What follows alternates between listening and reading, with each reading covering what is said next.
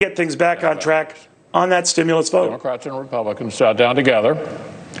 We crafted this version of the proposal together.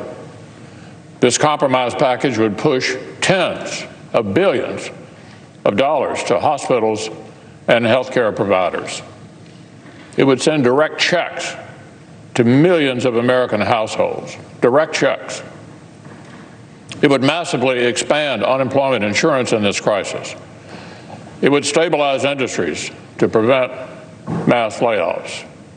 And crucially, it would deliver historic relief to small businesses to help Main Street employees from being totally crushed by this pandemic. But yesterday, when the time came to vote on these urgent measures, our Democratic colleagues chose to block it. So why are the American people still waiting? It's a good question to ask. I hear the markets are not doing well today. They'd like to ask the question of us, why not move? Why are Democrats filibustering the bipartisan bill they helped write? An appropriate question to ask this morning as the country waits on us.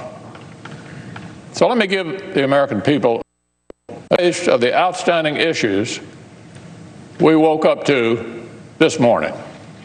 Here are some of the items on the Democratic wish list over which they choose to block this legislation last night.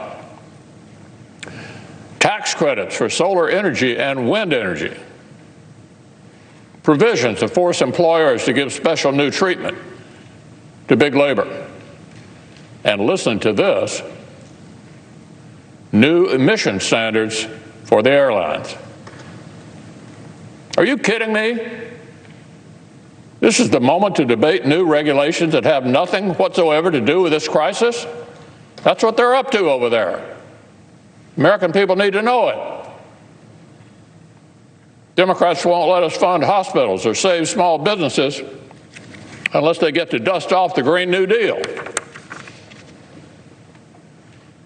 I'd like to see Senate Democrats tell New York City doctors and nurses who are literally overrun as we speak that they're filibustering hospital funding and more masks because they want to argue with the airlines over their carbon footprint? I'd like to see Senate Democrats tell small business employees in their states who are literally being laid off every day that they're filibustering relief that will keep people on the payroll because Democrat special interest friends want to squeeze employers while they're vulnerable. Squeeze these employers while they're vulnerable.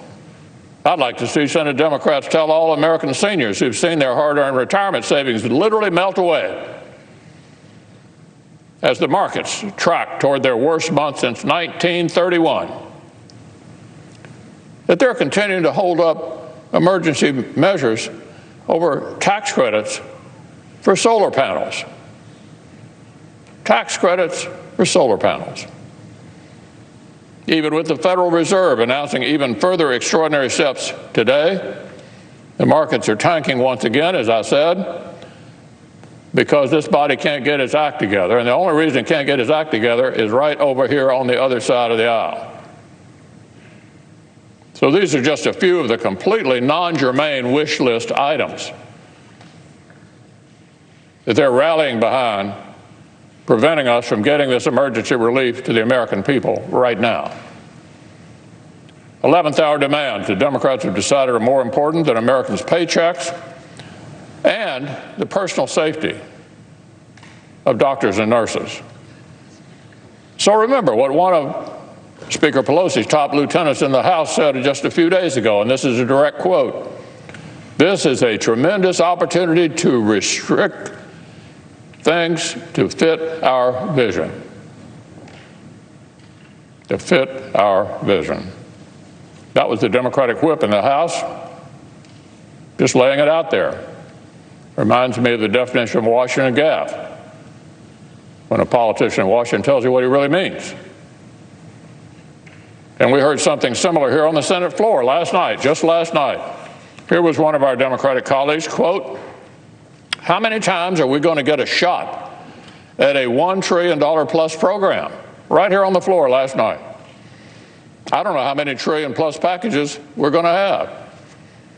In other words, let's don't waste this opportunity to take full advantage and get our whole wish list done. They ought to be embarrassed, Mr. President. In fact, I've heard from some of them who are embarrassed. Talking like this is some juicy political opportunity. This is not a juicy political opportunity. This is a national emergency. We had days of productive bipartisan talks to get to this point.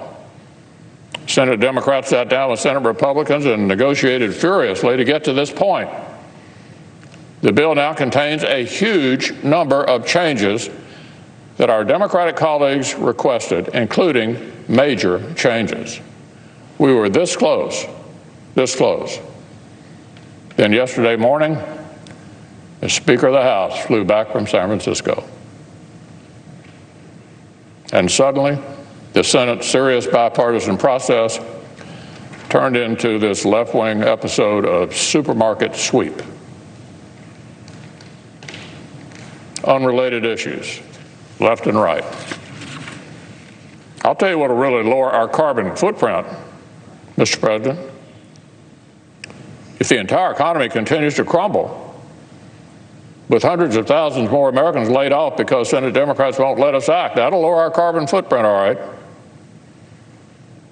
Every single American outside of Washington knows this is no time for this nonsense.